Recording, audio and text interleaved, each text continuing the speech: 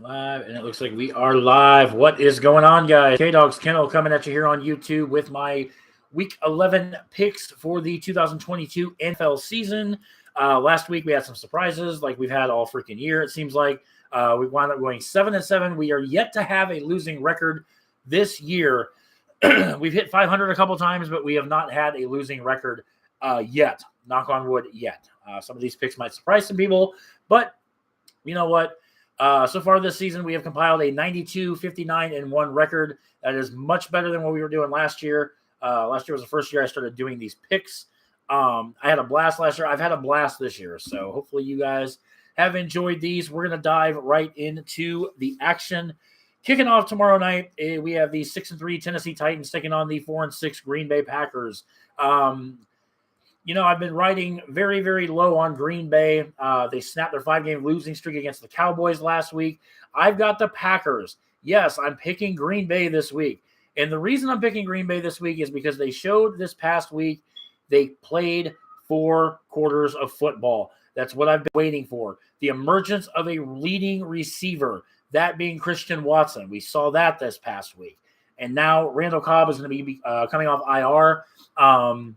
So not only is Christian Watson going to be in the mix there, now you've got Randall Cobb, another familiar target, coming back. It's at home. It's mid-November. It's getting cold. Green Bay, they tend to thrive in the cold.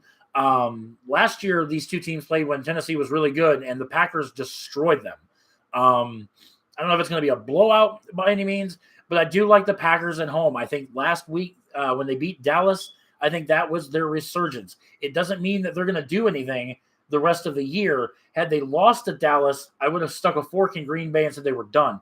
They're still very much in the NFC playoff race, but now, has enough damage been done to Green Bay to put them on the outs. A loss to Tennessee might very well just do that. But because it's at home, it's prime time. Like I said, the Packers may have found their number one receiver with Christian Watson last week. We'll see if that goes through. Give me Green Bay at home. Moving on to Sunday, we have the 3-7 Chicago Bears taking on the 4-6 Atlanta Falcons. I think this could be a coin flip. I do have the Bears going over in this game. I picked Chicago last week. They were an extra point away from tying Detroit, sending that game to overtime. They failed. I don't think the Falcons are a really good team. I don't think the Bears are a very good team. But when you've got two piles of shit, which one stinks better, I guess, is the question you have to ask yourself. And with that question, with that regard, I've got to go with Chicago. Next up, the 3-6 Cleveland Browns taking on the 6-3 Buffalo Bills. This should be the first of Deshaun Watson. This will be the last week of his suspension. He got an 11-game suspension. We're in week 11. So Deshaun, they play Buffalo. Buffalo, thrilling game against Minnesota. We'll talk about Minnesota here in a little bit, but the Bills have dropped 2 of 3. They lost to the Jets a couple weeks ago, lost to Minnesota. They're still in good shape. Buffalo is fine.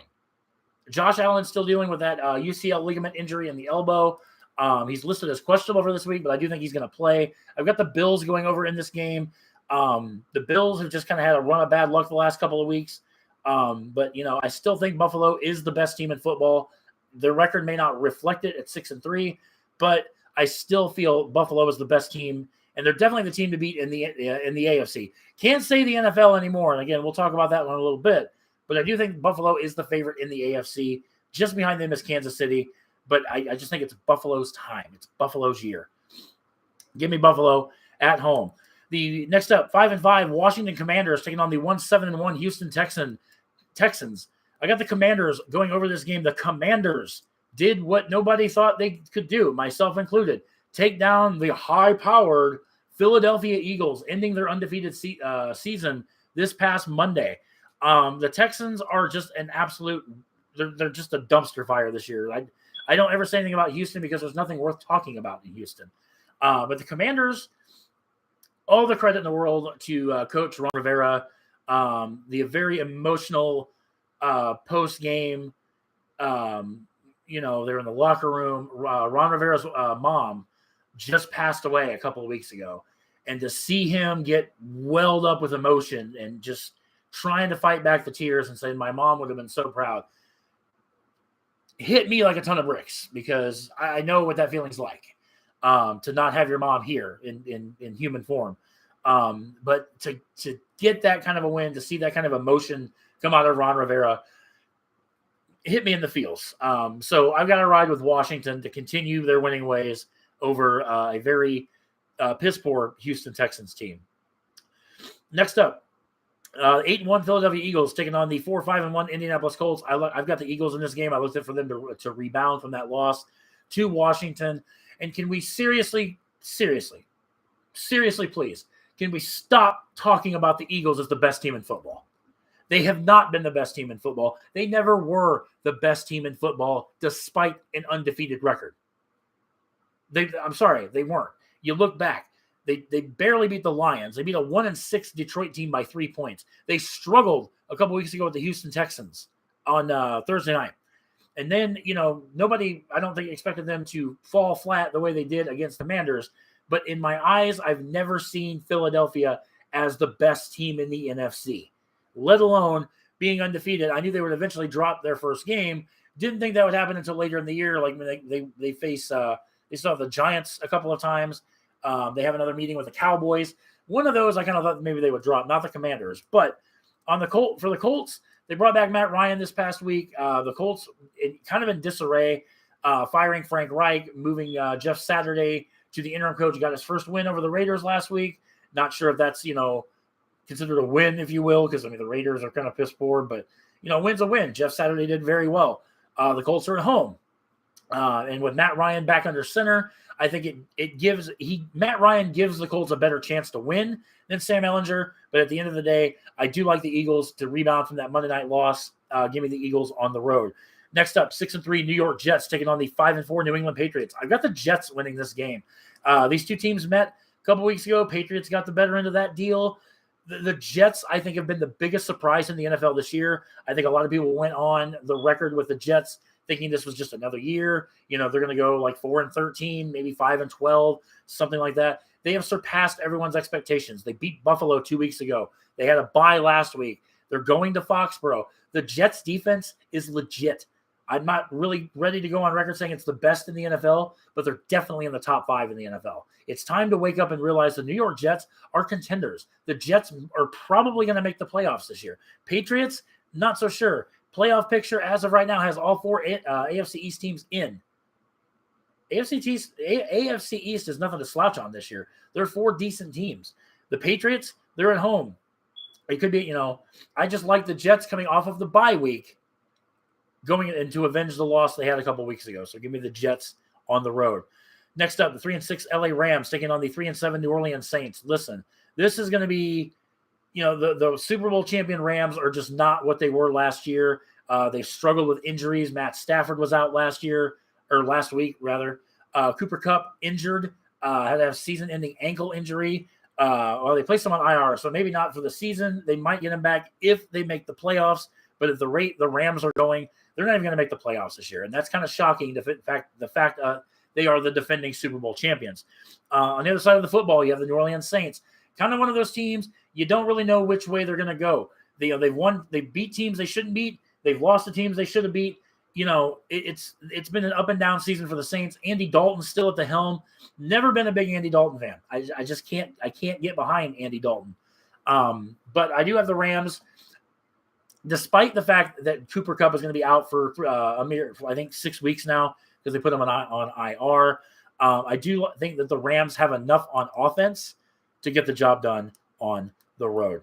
Next up, 3-6 Detroit Lions taking on the 7-2 New York Giants. I have the Giants going over in this game. This one I was kind of wishy-washy on because I think the Lions are improving. The Lions, they beat the Bears. I know that's not saying a whole lot. They beat the Packers 2 weeks ago. Again, not saying a lot because Green Bay has been so inconsistent.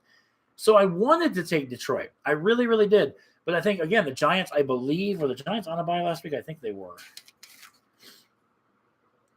No, they played the Texans last week. They were on a bye in week 9. Was it week 9? Yes, it was in week 9. So, but again, the Giants, Saquon Barkley playing out of his mind right now. I think he actually leads the league in rushing yards right now. I think he looks a lot better than he did a couple years ago coming off that ACL injury. And being that they're at home, I like the Giants. It's hard to say. I can't believe I picked both New York teams to win this week, but I picked both New York teams to win this week. I think both New York teams are going to be in the playoffs this year. How odd does that sound? But give me the Giants. Excuse me, at home. Next up, Snorefest, 2-7. Las Vegas Raiders taking on the 3-6 Denver Broncos. I got the Raiders winning this game. I have picked the Raiders the last 2 weeks. They have let me down, and it's disheartening because the Raiders in the last couple of weeks have blown a 14-point lead, a 17-point lead, and they blew it both times. Derek Carr getting emotional that this is not the Raiders are not as their record says, and it's true. They're not, but they're just not playing well. You would think a team that has Josh Jacobs, Devontae Adams, Hunter Renfro's been injured. Again, the Raiders are a team, they've been bit by injuries, but you cannot make excuses when players get injured. The next man has to step up in that instance, and they have to take the reins, so to speak, and drive the cart, if you will.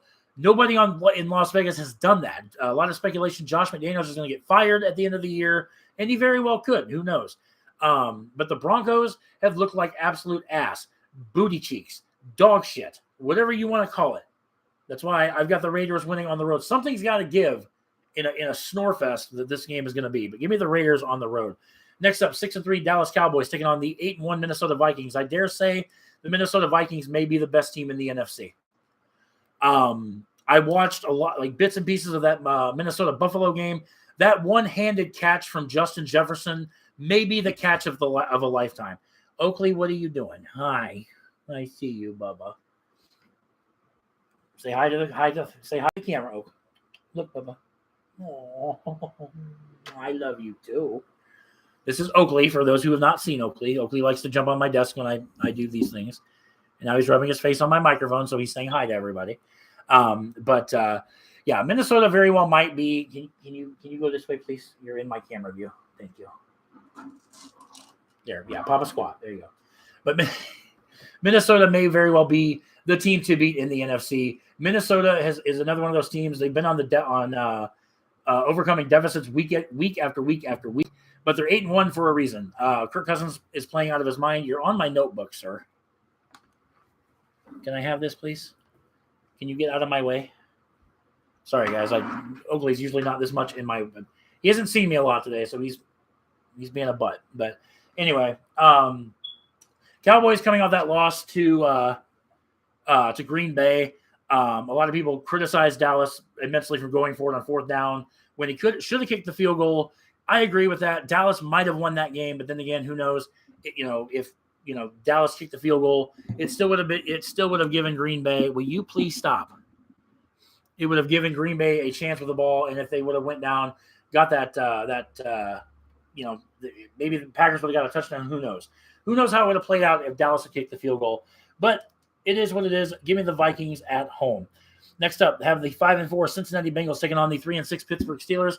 Will you stop tipping over my microphone, please? You're driving me nuts. Go away. I love you, but if you can't stop messing with my stuff, I don't want you up here. The 5-4 Cincinnati Bengals taking on the 3-6 Pittsburgh Steelers. I have the Bengals going over in this game. Jamar Chase still going to be out for a number of weeks. But again, the Bengals have more offensive and defensive weapons than Pittsburgh. Great to see TJ Watt back in the lineup for Pittsburgh. I think it's a close game, but I do like Cincinnati on the road.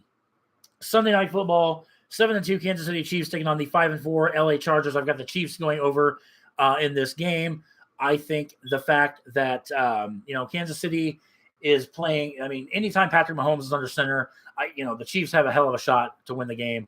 I just recently found out my boss is a big time Kansas City Chiefs fan, so it's always fun to talk to her about football, because it's like I didn't know she was a football fan up until about 3-4 weeks ago. But hey, so for her, I'm taking Kansas City. The Chargers just way too inconsistent this year.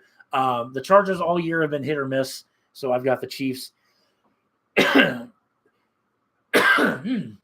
Excuse me. They have the Chiefs at home.